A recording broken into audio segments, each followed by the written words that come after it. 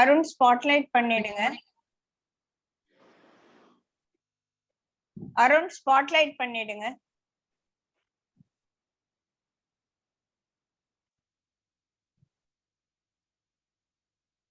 Thank you.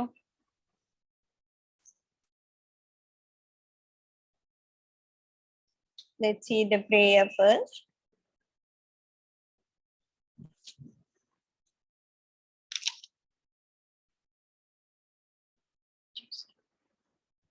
Satchidananda Rupaya Visva Utpattyadi Hetave Tapatraya Vinasaya Sri Krishnaya Ve Namaha. இன்னைக்கு நம்ம பார்க்க போறது ராசலீலா அப்படின்னு சொல்லி ஒரு முக்கியமான விஷயம். இது எதுக்கு ராசலீலாவ முதல்லயே வைக்காம இவ்வளோ நாள் இவ்வளோ ஒரு விதமான லீலைகளுக்கு அப்புறமா அதை வச்சாங்க அப்படின்றத முதல்ல பார்க்கலாம். கிருஷ்ணலீலையிலேயே இந்த கோபியர்களுடைய வஸ்திர அபகரணமும் ராசலீலாவும் புரிஞ்சுக்கிறதுக்கு மனதுல ஒரு விதமான பக்குவம் வேணும். அதனால்தான் பகவான் என்ன பண்ணார்னா முதல்ல சின்ன சின்ன லீலைகள் எல்லாம் நமக்கு புரிய வச்சார். ஒரு வெண்ணெயை திருடுறது, இல்லைன்னா ஒரு அசுரர்கள் எல்லாம் ஹதம் பண்ணது அப்படின்னு. சோ முதல்ல எடுத்த உடனே சின்ன குழந்தையாவே பண்ணது பூதகியோட சம்ஹாரம். சோ இந்த அசுரர்கள் எல்லாம் சம்ஹாரம் பண்ணதுக்கு ஒரு தாத்பரியம் நம்ம ரொம்ப டீட்டெயிலா பார்த்திருக்கோம். அதாவது நமக்குள்ள இருக்கக்கூடிய இந்த அசுர குணங்கள் அதெல்லாம் நமக்குள்ள ஒரு போன தடவை பார்த்தோம்ல இந்த பஞ்சகஞ்சுகாஸ் அப்படின்னு சொல்லிட்டு பஞ்சகோஷான அதெல்லாம் நமக்கு ஒரு ஷீட்ஸ் மாதிரி நம்மள கவர் பண்ணி வச்சிருக்கா. அந்த கரணங்கள் சுத்தமடையாத பொழுது ஒரு அஜ்ஞானம் என்னும் இருளல் தான் நம்ம இருப்போம். அந்த மாதிரி இருக்கிற பட்சத்துல இந்த மாதிரி உயர்ந்த கருத்துக்கள் புரியறதுக்கு சான்ஸே இல்லை. அதனால்தான் பகவான் ஒவ்வொரு அசுரனா சம்ஹாரம் பண்ணிட்டே வந்தார். நம்ம கிட்ட இருக்கிற முதல் அசுரன் அவித்யா என்னக்கூடிய அஜ்ஞானம். பகவானையே நம்ம ஒத்துக்கிறது இல்லை. அதனால முதல்ல அவித்யாவை போக்கடிச்சிட்டு அதுக்கப்புறமா நமக்கு இருக்கக்கூடிய இந்த லௌகீக வாழ்க்கையில நமக்கு இருக்கிற பிடிப்பை எப்படி கொஞ்சம் தளர்த்தணும் அப்படின்னு சொல்லிட்டு பார்த்தார். அதுக்கப்புறமா நம்ம அகங்காரம் எல்லாத்தையுமே போயிட்டு இப்போ நமக்குள்ள இருக்கிற அசுர குணங்கள்ல ஒரு வழியா சுத்தம் பண்ணியிருக்கார் அப்படின்னு சொல்லணும். நம்ம இந்த ராசலீல இந்த கிருஷ்ணலீலையில நம்ம ஈடுபட்டு இந்த அசுர குணங்களை பத்தி நம்ம இந்த தாத்பரியத்தை நல்லா புரிஞ்சிட்டு இருந்தோம்னா அப்ப நம்மளோட அந்த கரணங்களும் ஒரு சுத்தி அடைஞ்சு இருக்கும் அப்படின்னு. அந்த மாதிரி சுத்தி அடைஞ்ச போது அப்போ என்ன பண்ணார்?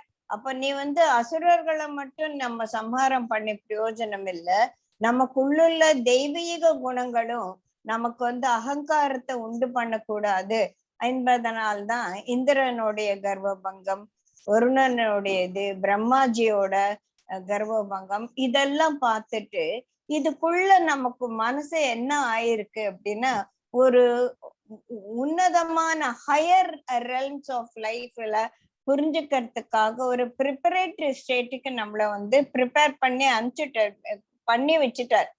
அதனால நம்மளாம் இப்ப ப்ரிப்பேர்டா இருக்கோம்.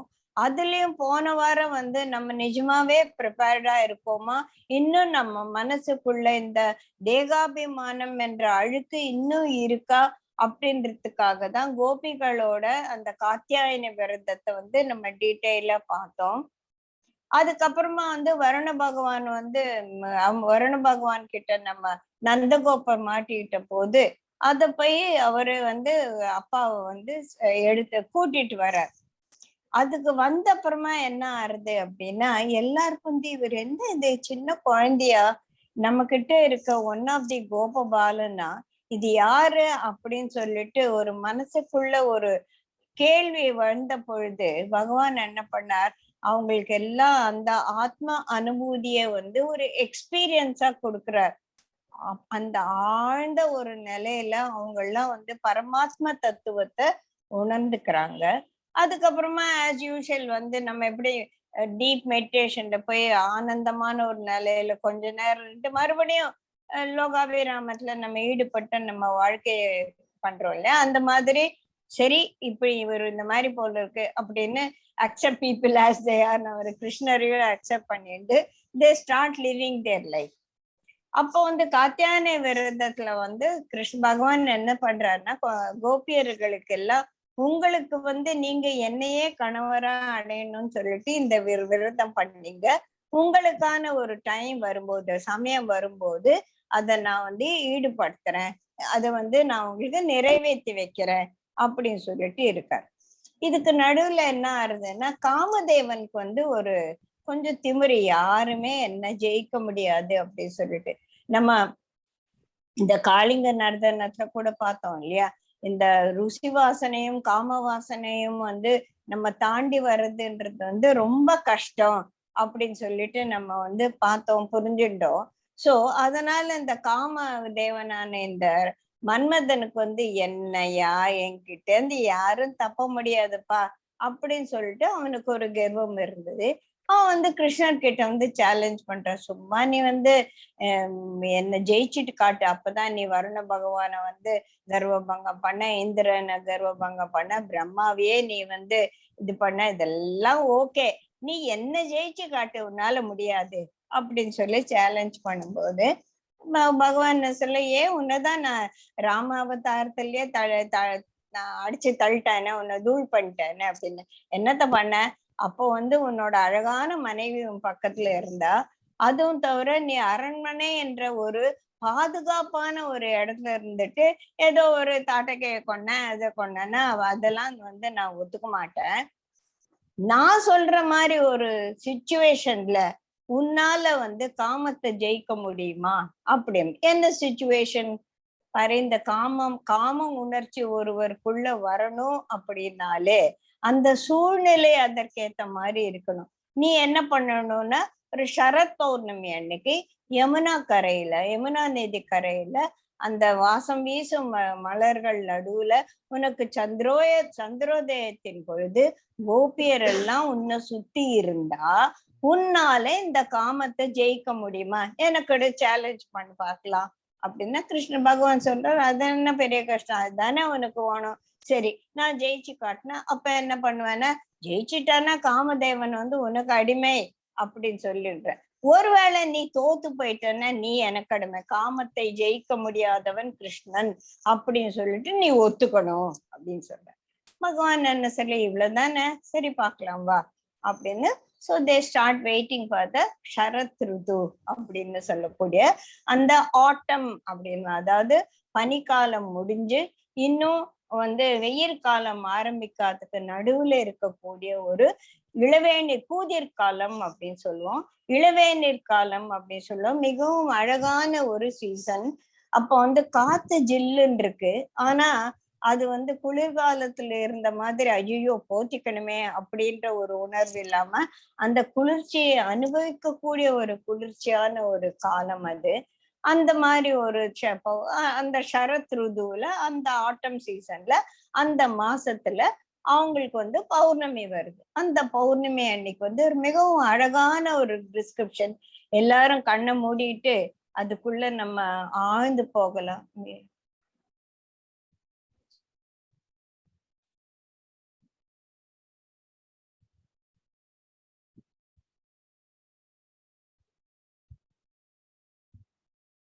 சித்தன் அந்த மாதிரி ஒரு இதுல வந்து யமுனா நதி கரையில ஈவினிங்ல அப்பதான் வந்து சந்திரோதயம் ஆயிட்டு இருக்கு.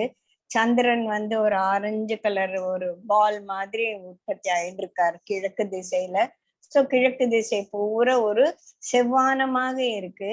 சந்திரன் மேல வர வர அது மஞ்சள் நிறமாகி உச்சி தலையில வரும்போது அது வந்து வெள்ளித்தட்டு மாதிரி ஆயிடுது இல்லையா. சோ இந்த ஸ்லாண்டிங் கரணங்கள் வந்து அந்த யமுனா நதியில விழும்போது அந்த நதி தண்ணீர் பூரா அப்படியே ஒரு வெள்ளித்தட்டு மாதிரி பளபளக்குது. காத்து அப்படி ஒரு சுகமான காத்து அடிக்குது.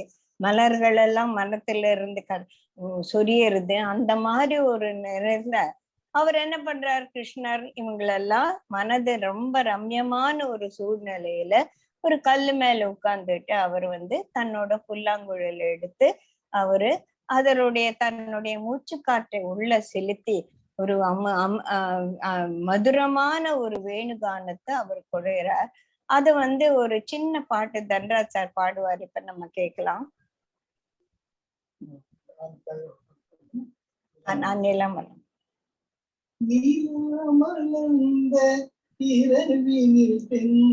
அன்மியூட்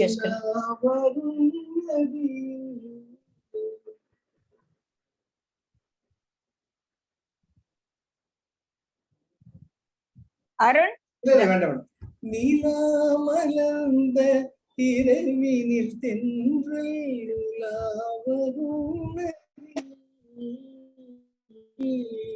நீல நிறத்து பாலகன் ஒருவன் குழல்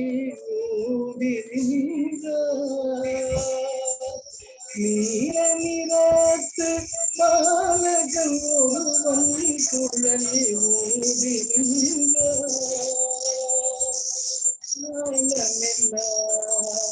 காலமெல்லாம் அவன் காதலை எண்ணி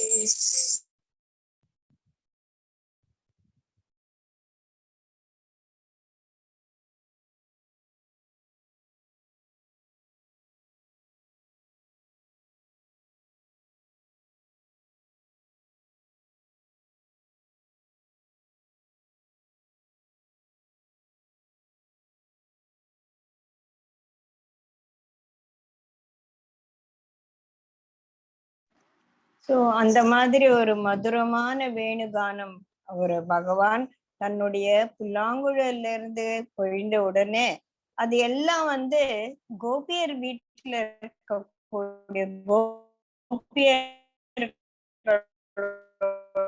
காதுல விழறது. உடனே அவங்களால தங்களை கட்டுப்படுத்திக்கவே முடியல. எப்படி ஒரு காந்தத்தை நோக்கி தானாக ஓடும் இரும்பு துகள்கள் போல கோபியர்கள் எல்லாம் அவங்க வீட்டை விட்டு அப்படியே அந்த வேணுகானம் அந்த திசையில ஓடுறாங்க. ஒவ்வொருத்தரும் ஒவ்வொரு நிலையில இருக்காங்க. வீட்டுல பால் கறந்துட்டு இருந்தவ பால் கோவலைய அப்படியே தூக்கி போட்டுட்டு ஓடுறா. பால் காய்ச்சிட்டு இருந்தவங்க அந்த பால் பொங்குமா பொங்காதா அது என்னவா ஆயிட்டு போறதுன்னு ஓடி போயிடுறாங்க.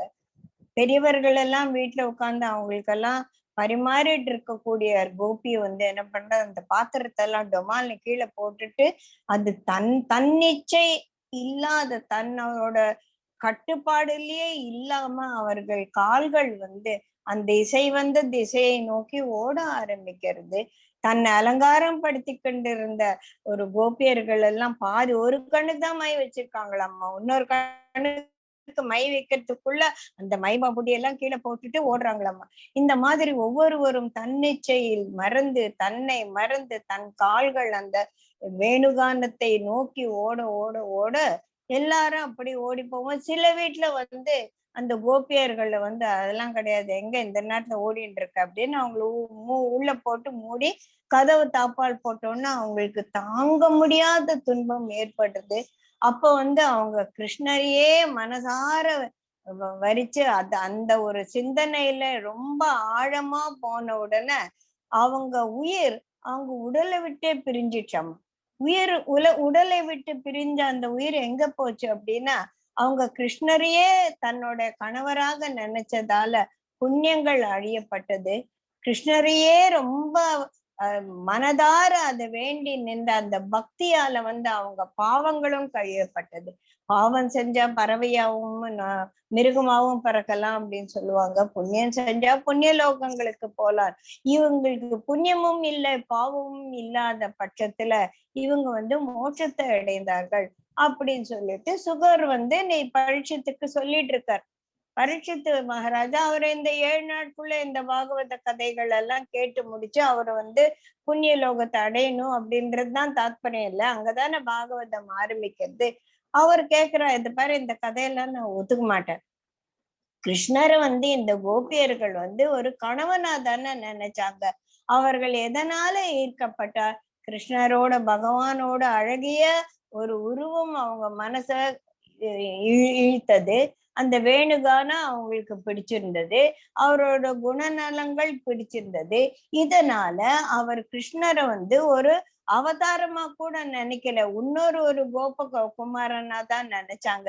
நினைச்சு அவங்க மேல வச்ச ஒரு காதல் அது எப்படி வந்து புனிதமானதாகும்? அவங்களுக்கு எப்படி மோட்சம் கொடுக்கலாம்? அவங்களுக்கு வந்து பகவான் வந்து அவதாரம் எடுத்து வந்திருக்க பரமாத்மான்னு தெரியுமா? இல்ல அவங்களுக்கு அந்த பரமாத்மா தத்துவத்தை புரியுமா? ஒண்ணுமே புரியாத அவங்களுக்கு அந்த ஒரே ஒரு அன்பு மட்டும், அந்த அபிரிமிதமான ஆசை அவங்களுக்கு கிருஷ்ணர் மேல இருந்தது. எப்படி நீங்க நியாயப்படுத்துவீங்க? இதுக்கு எப்படி அவங்களுக்கு மோட்சம் கொடுக்க முடிஞ்சது? அவங்க எப்படி மோட்சத்துக்கு தகுதியானவர்கள் ஆனார்கள்? சும்மா கிருஷ்ணரை வந்து ஒரு ஹஸ்பண்டா நினைச்சு, காதலா நான் நினைச்சு அவன் பின்னால வீட்டை விட்டு ஓடி போறது வந்து அவ்வளவு ஒரு உன்னதமான செயலா?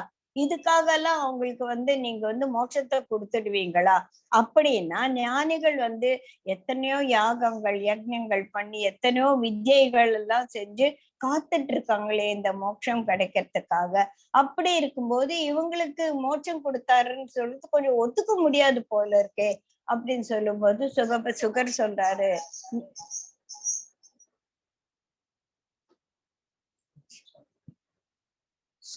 சொல்றாரு, அப்படி இல்ல, நீ வந்து உன்னோட இந்த லோகாபிமானமான இந்த தேகாபிமானத்துல நீ வந்து அத பார்த்துட்டு இருக்கும் போது அப்படிதான் இருக்கும்.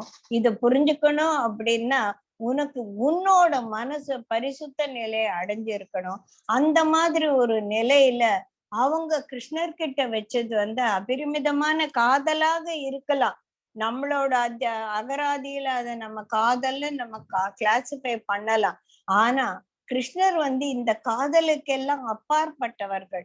அவர் பக்தியை மட்டும் முதலே நம்ம சொல்லிட்டோங்க இல்லையா? வெண்ணெய் திருடலையே, நீ எப்படி இருந்தாலும் உன்னோட ஆத்மாவை, பரிசுத்தமான ஆத்மாவை என்கிட்ட கொடுத்துடு. அது அழுக்கா இருக்கோ, அதை நீ காதலனா நினைக்கிறியோ, நீ கணவனா நினைக்கிறியோ, நண்பனா நினைக்கிறியோ, குருவா நினைக்கிறியோ, நீ எப்படி வேணா நினைச்சுக்கோ. ஆனா நீ எனக்கு மிகவும் பிரியமானவன் அப்படின்னு சொல்லிட்டு தான் பகவத்கீதையிலும் பகவான் சொல்லியிருக்காரு இல்லையா? அதனால இவங்கள் எல்லாம் தான் கிருஷ்ணர் மேல வச்சிருக்க காதல் அங்க போயிட்டு பகவானோட ஒரு இதையெல்லாம் தாண்டிய ஒரு நிலை இருக்கக்கூடிய அந்த பரமாத்ம தத்துவத்தை அடைந்தவுடன் அது அதிதீவிர பக்தியாகி அவங்களுக்கு வந்து மோட்சத்தை கொடுத்தது. இதை நீ புரிஞ்சுக்கணும்னா உன் மனசுல அந்த ஒரு பவித்திரமான எண்ணம் இருக்கணும் அப்படின்னு சொல்லிட்டு சுகர் வந்து அந்த பரீட்சித் மகாராஜாவுக்கு வந்து இதை எக்ஸ்பிளைன் பண்றார்.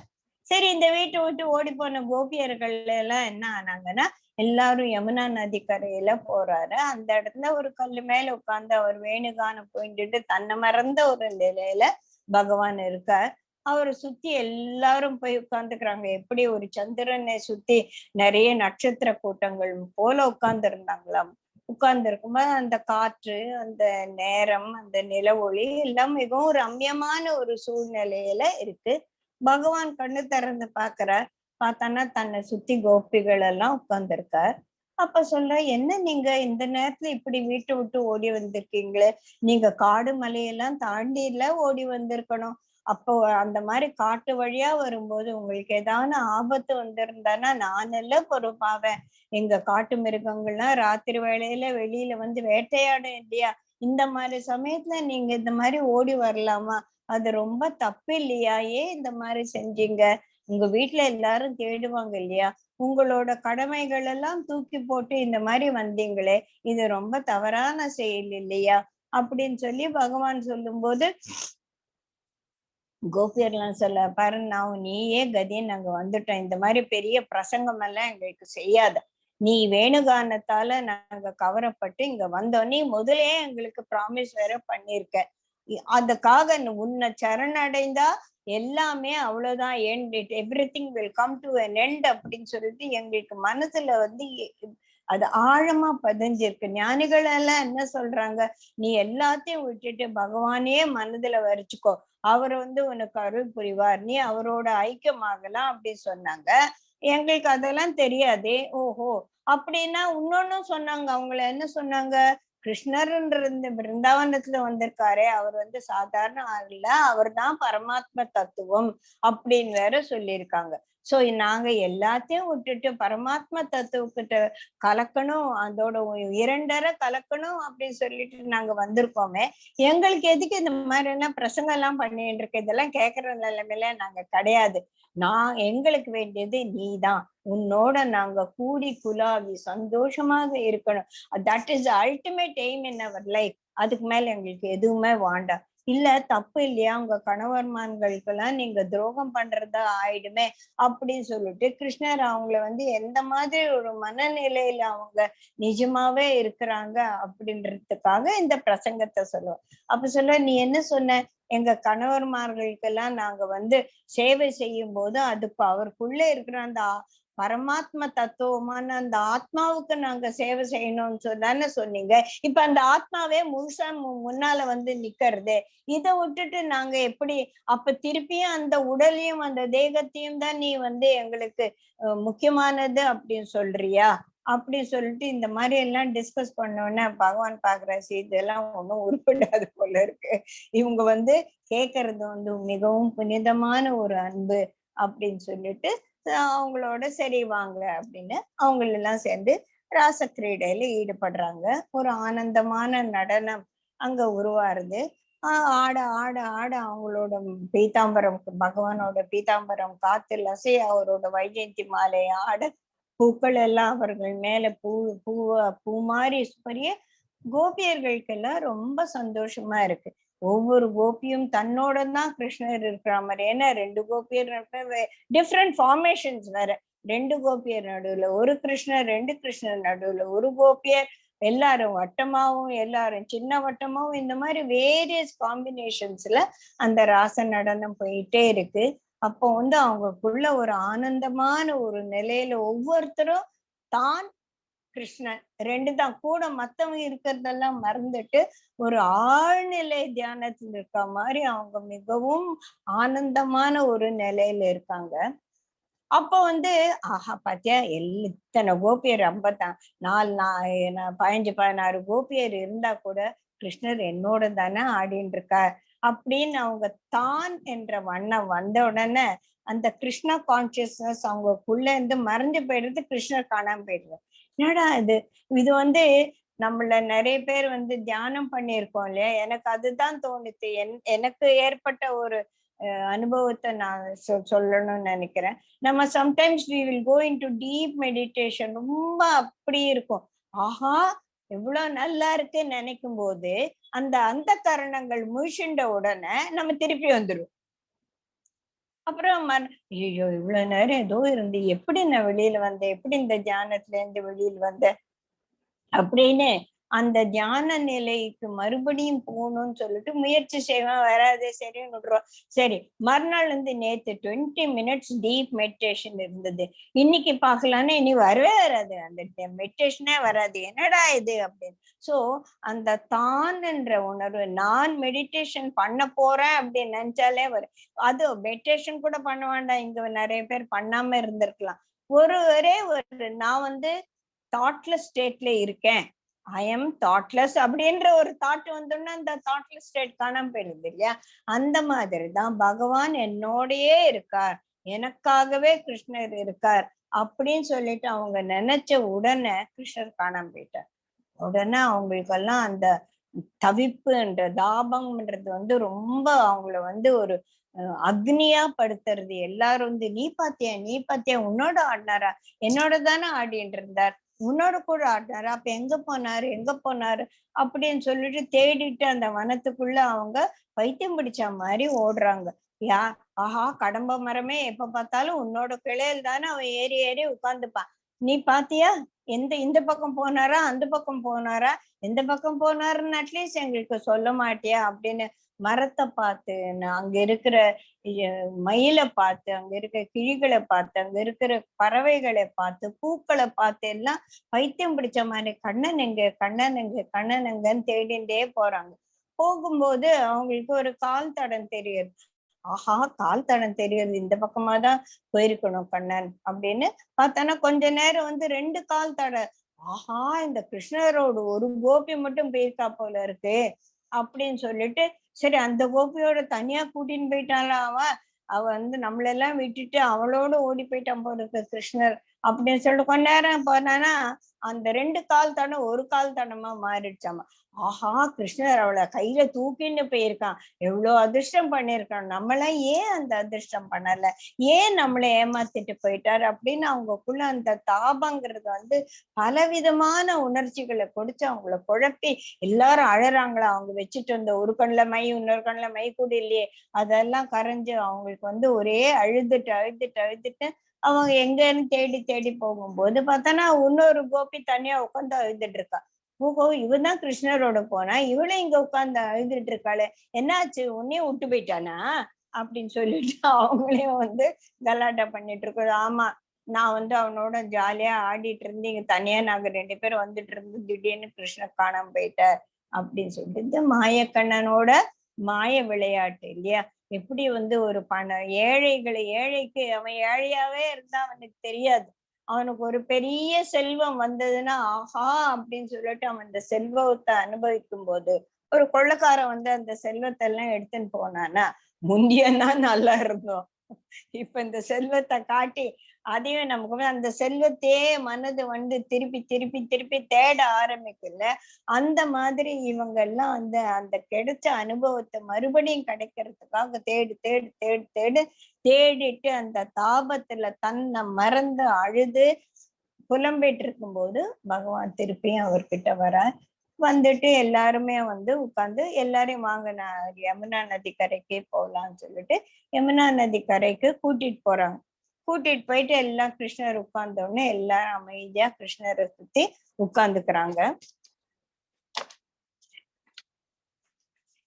உட்கார்ந்த உடனே அப்படியே அந்த மௌனத்துல மனது வந்து ரொம்ப அந்த நில ஒளியிலையும் அந்த காத்துலயும் அந்த ரம்யமான சூழ்நிலையில பகவானோட அருகாமை எவ்வளவு பக்கத்துல உட்காந்துக்கணுமா, அவன் மடியில படுத்துக்கணுமா, அவன் மேல உட்காந்துக்கணுமா அப்படின்ற தன்னோட எவ்வளவு முடியுமோ அவ்வளவு தூரத்துக்கு அவனோட அந்த அருகாமையை உணர உணர உணர அவங்க மனசு அப்படியே செட்டில் ஆகி எல்லாரும் கொஞ்ச நேரம் அப்படியே நிச்சலமா இருக்கும்போது ஒரு கோபிக்கு வந்து ஒரு சந்தேகம் வந்தது. கிருஷ்ணா எனக்கு ஒரு சந்தேகம், நிறைய விதமான அன்பெல்லாம் இருக்கு இல்லையா, இதுல வந்து சிலர் வந்து அன்பு காட்டுறாங்க, காட்டின அன்பு மட்டும் அவங்களுக்கு திருப்தி தர்றது இல்ல, அந்த அன்பை வந்து ரெசிப்ரோகேட் பண்ண மாட்டேங்கிறாங்க.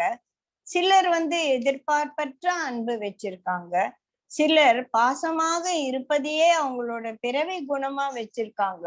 ஆனா அவங்க அன்பு செலுத்தி அன்பை காட்டி அன்பை வந்து அவங்க பகிர்ந்துக்கிறது கிடையாது. இந்த மாதிரி ஒரு சிலர் இருக்காங்க.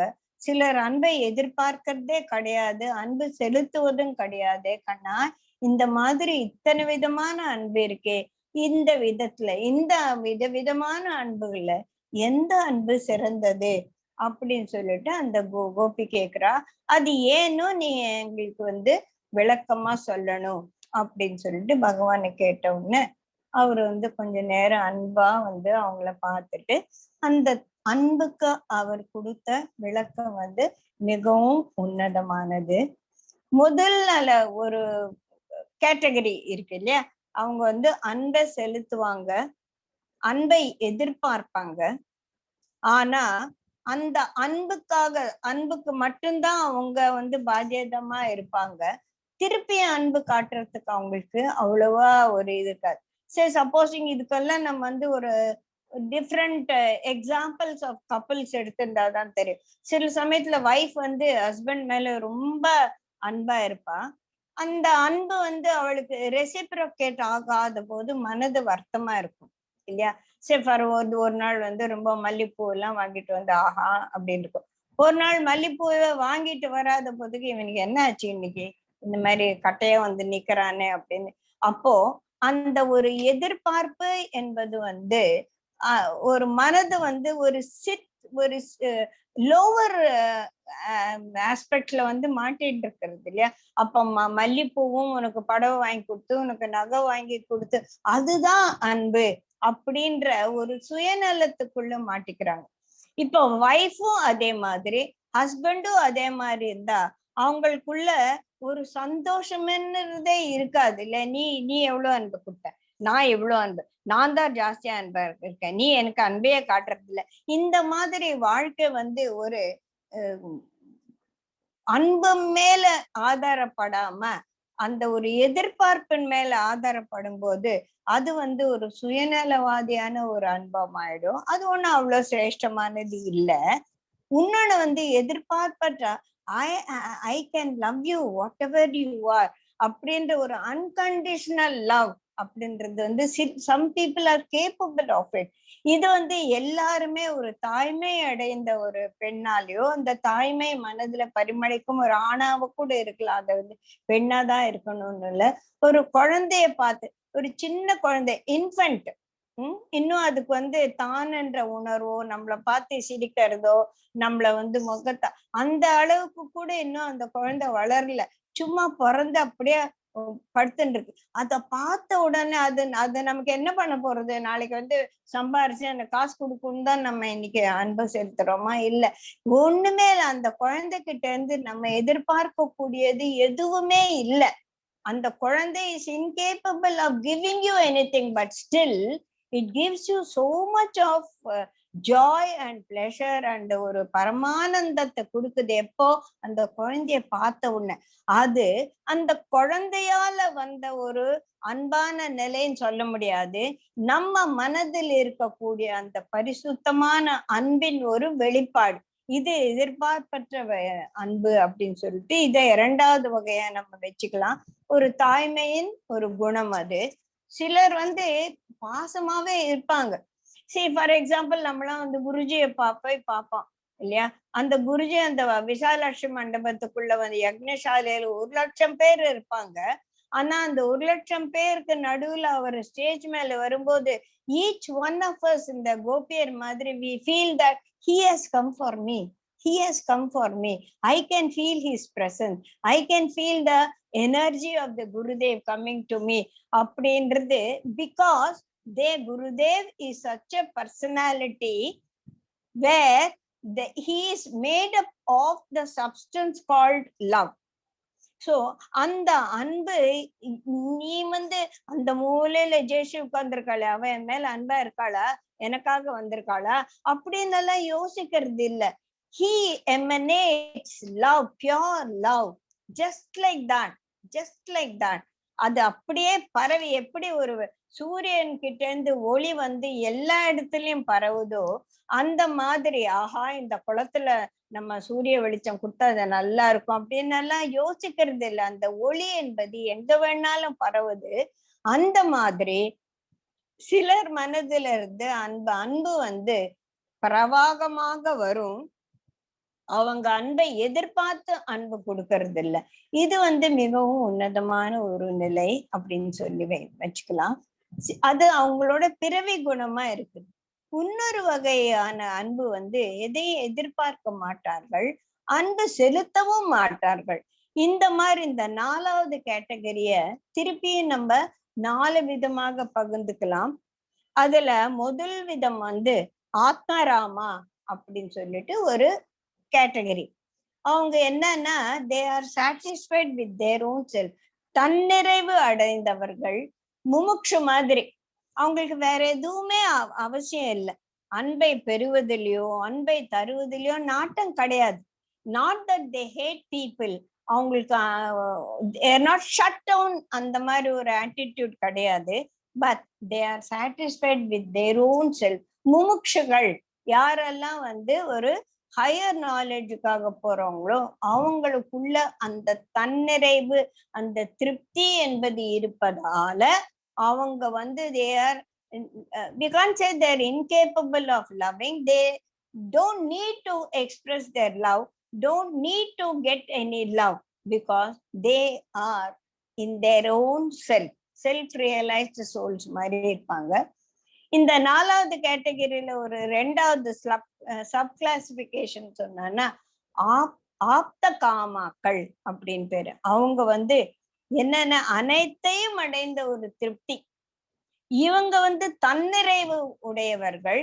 இவங்களுக்கு எல்லாமே I want nothing, I two nothing, I am nothing என்ற ஒரு ஸ்டேட்ல இருக்கக்கூடியவர்கள். இரண்டாவது வர்க்கத்தினர் அவங்க ஆப்த காமா அப்படின்னு சொல்லுவாங்க. மூன்றாவது, they really incapable of love. அவங்களால அன்பு செலுத்தவே முடியாது.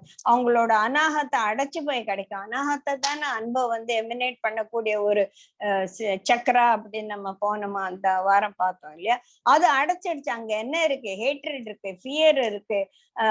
அந்த மாதிரி ஒரு நெகட்டிவ் குவாலிட்டிஸ் இருக்கிறதுனால they are incapable of showing love. அவங்க மேல யாரானா அன்பு செலுத்தினா அது அவங்க வந்து ரெசிப்ரோகேட் கூட பண்ணாத ஒரு நன்றி கெட்ட ஜென்மமாக இருப்பாங்க. நாலாவது கேட்டகரி, மத்தவங்க கிட்ட இருந்து என்ன வேணுமோ அதெல்லாம் கறந்துட்டு அவங்களுக்கு நன்மையும் செய்ய மாட்டாங்க, அவங்களுக்கு துரோகத்தையும் செய்வாங்க.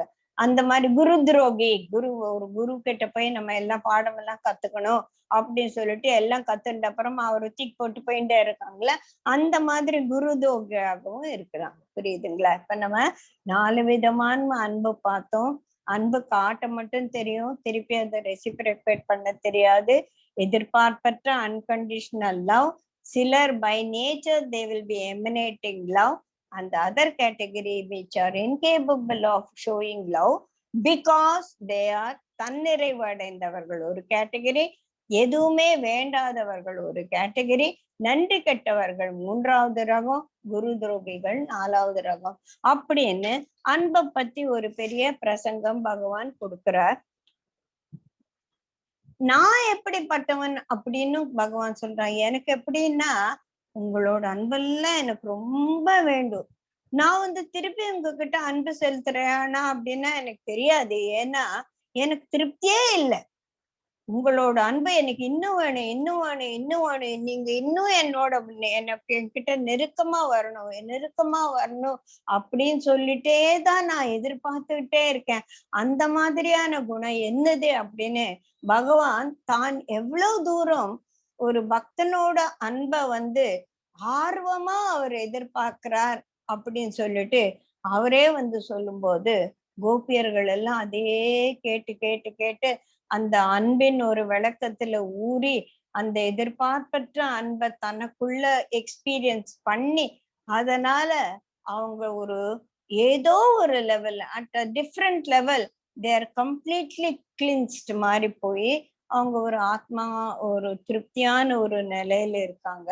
அப்ப பார்த்து பகவான் வந்து சரி நீங்களாம் வந்திருக்கீங்கல்ல வாங்க நம்ம we will have a good time அப்படின்னு சொல்லிட்டு திருப்பியும் அப்பதான் ராசன் லீலை வந்து மிக பிரமாதமாக நடக்குது. இப்போ அந்த கோபியரோட எனக்கு கிருஷ்ணர் அப்படின்ற அந்த செல்ஃப் போயிட்டு அந்த பகவான் வந்து அன்பை பத்தி ஒரு விளக்கம் கொடுத்தாரு இல்லையா, அத மனசுல வாங்கிண்டு அந்த ஒரு அபரிமிதமான ஒரு அன்ப மனதுக்குள்ள உணர்ந்து அந்த அன்புல கரைந்து அந்த ஒரு சுகானுபவமான ஒரு ஆனந்தமான நிலையில அவர்கள் கிருஷ்ணரோட ஒன்றுபடுறாங்க.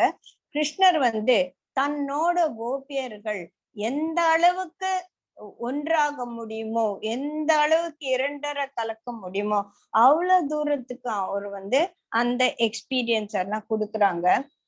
இத வந்து நம்ம பாரு நடராத்திரி வீட்டை விட்டு வந்துட்டு இவங்கெல்லாம் அவளோட கணவனுக்கு துரோகம் பண்றாங்க அப்படின்னு இந்த இடத்துல நினைக்க தோணும்.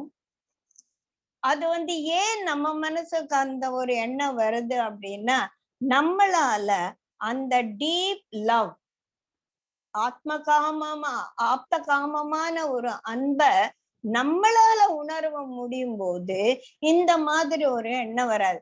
அது கோபியர்கள் எல்லாம் பெண் உடம்புல இருக்காங்க, கிருஷ்ணர் இந்த பகவான் இந்த இந்த அவதாரத்துல ஆண் உடையில வந்திருக்காங்க, ஆண் உடம்புல வந்திருக்காங்க அப்படின்னு சொல்லி நம்ம நினைக்கும் போது என்ன ஆகுது, அந்த ஆண் பெண் என்ற அந்த வித்தியாசம் நமக்குள்ள வருது.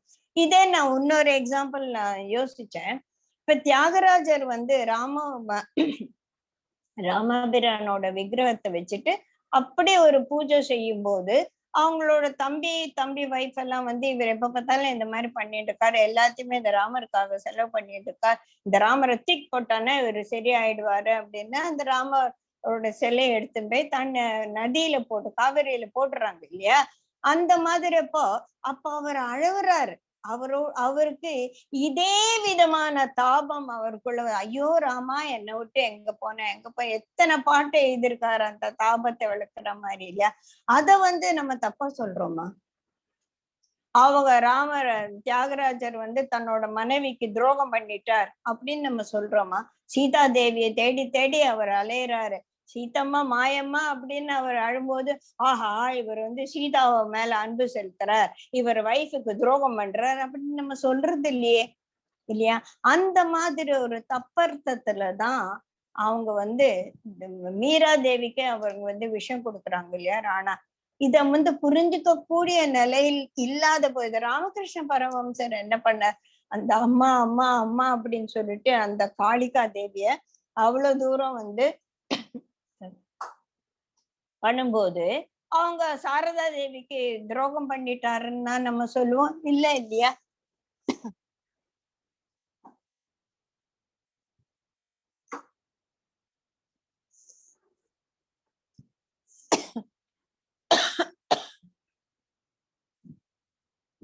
இந்த கோபியர்கள் கிருஷ்ணர் அந்த ரிலேஷனை மட்டும் நம்ம ஏன் கொச்சப்படுத்தி மனசுல நினைக்கிறோம் இல்லையா.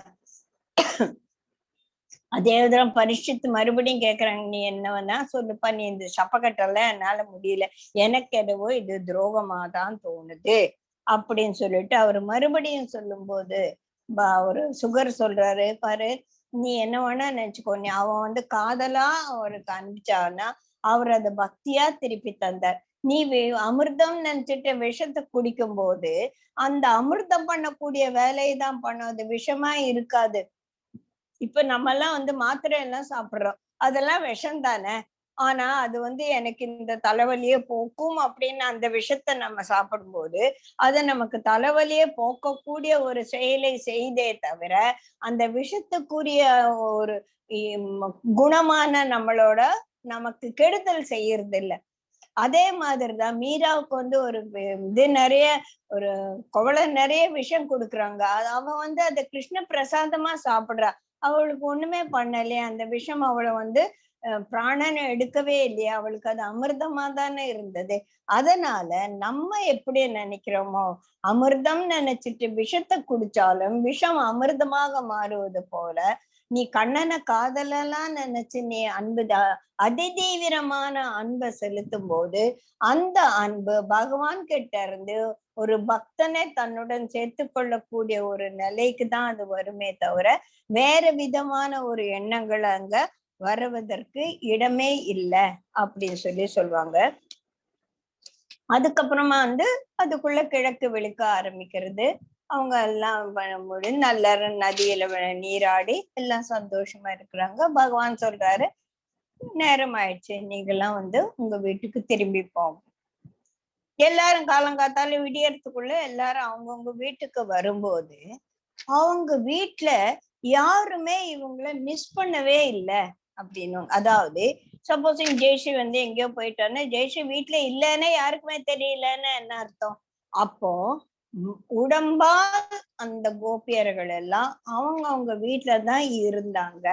அப்போ கிருஷ்ணரோட போனதும் கிருஷ்ணரோட இன்புற்று இருந்ததும் அந்த உடல் அல்ல, அவங்களோட ஆஸ்ட்ரல் ஃபீல்ட்ல அவங்க அங்க போயிருக்காங்க அப்படின்றத நமக்கு புரிய வைக்கிறதுக்காக தான் அவங்க திரும்பி வந்த போது நோபடி மிஸ்ட் தெம். அந்த குழந்தை அம்மா இல்லைன்னு அழல, மாமனார் மாமியார் எங்க போயிட்டாயிவோ வீட்டுல வேலையெல்லாம் செய்யாம அப்படின்னு சொல்லல. அப்போ வந்து அவங்களோட absence was not felt at all அப்படின்னும் போது அவங்க இந்த பிசிக்கல் உடம்போட அங்க இருந்தாங்க, they were present.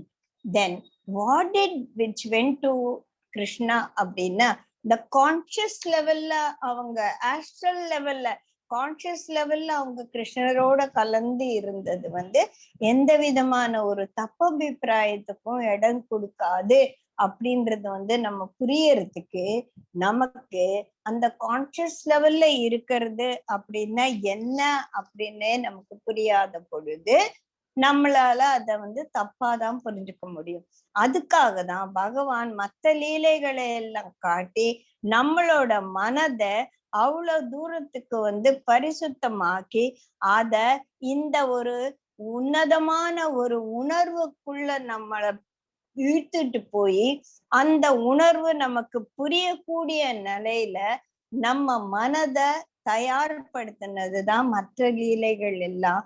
இந்த கிருஷ்ண லீலையில பிணக்கலா இருக்கக்கூடியது வந்து ராசலீலை. சோ இங்க எந்த விதமான காம உணர்ச்சிக்கும் அங்க இடமில்லை. It is just pure and simple untainted love அப்படின்னு சொல்லலாம். இதுல வந்து காம உணர்ச்சிகளுக்கோ இந்த நம்ம பார்த்தோம் இல்லையா அந்த தொடு உணர்ச்சிகளுக்கோ மீறிய ஒரு நிலை. தொடு உணர்ச்சி வர்றதுக்கு அங்க உடலே இல்லையேப்பா, அதுதான் வீட்லயே இருக்கேன். சோ எது வந்து அந்த உடலாக பாவித்து தன்னை அர்ப்பணித்தது என்றால் நம்மளுடைய அந்த சித்தம். அந்த சித்தம் வந்து சச்சிதானந்த சொரூபத்தை நேர்ல பார்த்து ஆத்ம அனுபூதி, அபரோக்ஷானுபூதி அப்படின்னு சொல்லி பகவத்கீதா கிளாஸ்ல நம்ம படிச்சிருக்கோம் இல்லையா, அந்த அனுபவம் வந்தது. ஒரு ஆத்மாவுக்கு அந்த அனுபவம் வர்றது எப்படி தப்பாக இருக்க முடியும்?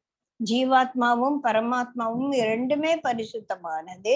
ஆனா ஜீவாத்மா தன்னோட அந்த பரிசுத்த நிலைய உணராம இருக்கிறதுக்கு காரணம் நம்ம அந்த பார்த்த அந்த பஞ்சகோஷாவும் அந்த பஞ்ச கஞ்சுகாசும் தான் என்ற உணர்வும் அந்த கரணங்கள் வந்து ஒரு செல்ஃபிஷ் தான் என்ற ஒரு அகங்காரத்தின் ஒரு பிடியில இருக்கும் போதுதான் நம்மளால அந்த ஆத்ம அனுபூதியை அனுபவிக்க முடியாம போறதே. அப்படி அந்த ரெண்டு பட்சி கதைகள் நமக்கு தெரிஞ்சிருக்கோம் இல்லையா. ஒரு மரத்துல ரெண்டு பட்சி இருந்துச்சு. ஒரு பட்சி ஒரு பழமும் தின்னாம பேசாம இருந்தது. இன்னொரு பட்சி எல்லா பணத்தையும் தின்னு தின்னு தின்னு தின்னு உலக அனுபவங்கள் என்ற கூடிய அந்த பழங்களை தின்னு தின்னு அதனால சுகமும் அதனால துக்கமும் அடைஞ்சு இப்படி திரும்பி பார்த்தானே இந்த பேர்ட் மட்டும் ஒண்ணுமே தினம ஜாலியா எப்பவும் அமைதியா இருக்கே அப்படின்னு போகும்போதுதான் நீயும் ஏன் இந்த மாதிரி அவஸ்தைப்பட்ட, இதெல்லாம் விட்டுட்டு நீ என்கிட்ட சரணடை அப்படின்னு பகவான் சொல்ற மாதிரியான ஒரு தாத்பரியம்தான் நம்ம இந்த ராசலீலை அப்படின்றதுல வந்து நம்ம புரிஞ்சுக்கணும். சோ இங்க வந்து ராசலீலை என்று சொல்லத்தை விட காம ஜெயத்வ லீலை அப்படின்னு சொல்லி இதுக்கு சொல்லலாம். கிருஷ்ணர் வந்து பரபிரம்மம், அதனால அவர்கிட்ட செலுத்தப்பட்ட கோபியர்களோட காதல் எல்லாமே அவங்களுக்கு பக்தியாக திருப்பி வந்தது. சோ எல்லாரும் வீட்டுக்கு போயிட்டு நீங்க எங்க மேல வச்சிருக்க பக்திய அபிரமிதமா உங்களை அதிலே ஆழ்ந்திருந்து உங்களோட காலத்தை நீங்கள் கழிங்கள் அப்படின்னு சொல்லி வரும்போது இந்த கோபியர்களுக்கெல்லாம் அந்த பிரம்மத்தை உணர்ந்த ஒரு அனுபவம் கிடைச்சது, ஆத்மாவை உணர்ந்த ஒரு அனுபவம் கிடைச்சது. அதனால அவங்க வந்து மிகவும் அமைதியான முறையில அவங்களோட வாழ்க்கையை நடத்தினாங்க அப்படின்னு சொல்லிட்டு சொல்றாங்க. இதுல வந்து ஒரே ஒரு விஷயம், இன்னும் கொஞ்சம் 10 நிமிஷம் இருக்கு. ஒரு விஷயம் என்னன்னா இதுல வந்து ராதா எங்கேயுமே வர்றதில்லை. ஆனா நம்ம ராசலீலை அப்படின்னு பார்க்கும்போது அந்த ஒரே ஒரு கோபியர் தனியா போயிட்டாது அது ராதா தான் அப்படின்னு சொல்லிட்டு நிறைய கதைகள்ல சொல்லுவாங்க. ராதாவோட தான் கிருஷ்ணர் கடைசியில ரொம்ப நெருக்கமா போனார் அப்படின்னு எல்லாம் சொல்லுவாங்க. ஆனா சுகர் வந்து அந்த ராதான்ற கேரக்டரை கொண்டு வர்றது கிடையாது. பாகவதத்துல அந்த ராதான்ற கேரக்டர் எங்கேயுமே இல்லை. ஏன் அப்படின்னா சுகரே சொல்றார், நான் ஒரு ஜென்மத்துல கிளியா இருந்தேன். அந்த கிளியா இருந்த போது ராதா அம்மாவோட ராதா கிருஷ்ணனோட மாளிகையில தான் நான் வந்து கிளியா இருந்தேன். அந்த ராதாவை பார்த்து பார்த்து பார்த்து பார்த்து அவரோட அபரிமிதமான பக்தியை பார்த்து நான் உருகி உருகி உருகி போயிருக்கேன். நான் வந்து இப்ப இந்த ராதான்னு சொன்னேன்னு வச்சுக்கோங்க, நான் மறுபடியும் காணாம போயிடுவேன். எப்படி ராமகிருஷ்ண பரமஹம்சர் வந்து ஒரு பெரிய லெக்சரர் விவேகானந்தர் கேக்குற, நீ எப்ப பார்த்தாலும் காளிகா மேல அவ்வளவு அன்பா இருக்கே, ஆனா எல்லாரும் உங்ககிட்ட பேச வரும்போது நீ அதை பத்தி பேசுறது இல்ல, வேற ஏதோ கதை என்ன சொல்லிட்டு இருக்க, நீ ஏன் ஐயோ நீ வேற நான் எல்லாரும் நான் பேசணும்னு சொல்லிட்டு வந்து உட்கார்ந்து இருக்கும் போது நான் வந்து நம்ம அம்மாவை பத்தி பேச ஆரம்பிச்சேன்னா நான் என்ன மறந்துடுவேன். நான் வந்து I will go into trance. அப்ப வந்தவங்க எல்லாம் ஏமாந்து போயிடுவாங்க இல்லையா, அதனாலதான் நான் பேசுறது இல்லைன்னு சொன்னாராமா. அந்த மாதிரி சுகரும் எனக்கு ராதான்ற பேர் நான் நினைக்க ஆரம்பிச்சாலே அந்த ஒரு கிளியாக அவங்க வீட்டுல இருக்கும்போது அவரோட அன்பை நான் உணர்ந்த மாதிரி போயிட்டேன்னா நான் கரைஞ்சு போயிடுவேன். இவர் 7 நாளுக்குள்ள இவருக்கு நான் மொத்த பாகவதத்தை சொல்லணுமே. பரிஷத்து வந்து மரண வாயில்ல இருக்காரு இல்லையா, இவருக்கு நான் சொல்லணும். அதனால்தான் நான் அந்த பேரே எடுக்க மாட்டேன், ராதானே எடுக்க மாட்டேன், கோபி கோபின்னு தான் சொல்லிட்டு இருப்பேன் அப்படின்னு அவரு ஒரு சந்தர்ப்பத்துல எக்ஸ்பிளைன் பண்ணாராம். இன்னொரு விஷயம் என்னன்னா, இத வந்து ஒரு காமலீலை அப்படின்னு சொல்லும் போது யாரு சொன்னார் இந்த ராசலீலையை எக்ஸ்பிளைன் பண்ணது யாரு அப்படின்னா சுகர். அவர் ஒரு கட்ட பிரம்மச்சாரி. அவருக்கு வந்து காமத்தை பத்திய உணர்வே இல்லை. அவருக்கு சொன்னப்பட்டது யாருக்காக? பரீட்சித்து. அவர் எப்படி இருக்கா, மரண வாயில நின்றுட்டு இருக்கார். மரண வாயில இருக்கிற ஒருவனுக்கு காம உணர்ச்சிகள் வர்றதுக்கு சான்ஸே இல்லாம போய் சேர போற பயத்துல இருந்தா இல்லையா.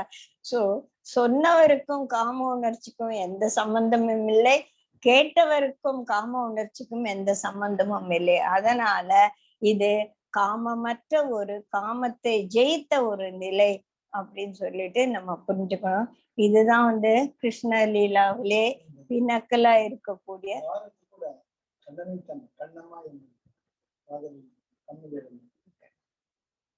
அப்பா சொல்றாரு. இந்த மாதிரி பாரதியார் கூட கண்ணம்மா என் காதலின்னு தானே கிருஷ்ணரை வந்து காதலியா நினைச்சாரு இல்லையா. கண்ணன் என் காதலன்னு ஒரு ஸ்ரீ. ஏன் ஆண்டாள் எழுதின நாச்சியார் மொழி புல்லு அந்த மாதிரி தான் இல்லையா. இதெல்லாம் புரிஞ்சுக்கிறதுக்கு அதையும் தாண்டிய ஒரு மனோநிலை வேணும். நம்மெல்லாம் அது வந்து ஒரு விதத்துல நான் வந்து விரசம் இல்லாம நான் உங்களுக்கு சொல்லி இருப்பேன்னு நினைக்கிறேன். Thank you so much. ஜெய். அருமை அருமை, ரொம்ப நல்லா இருக்குது.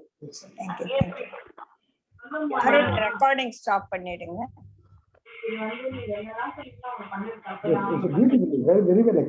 ரொம்ப ரொம்ப பியூட்டிஃபுல், வெரி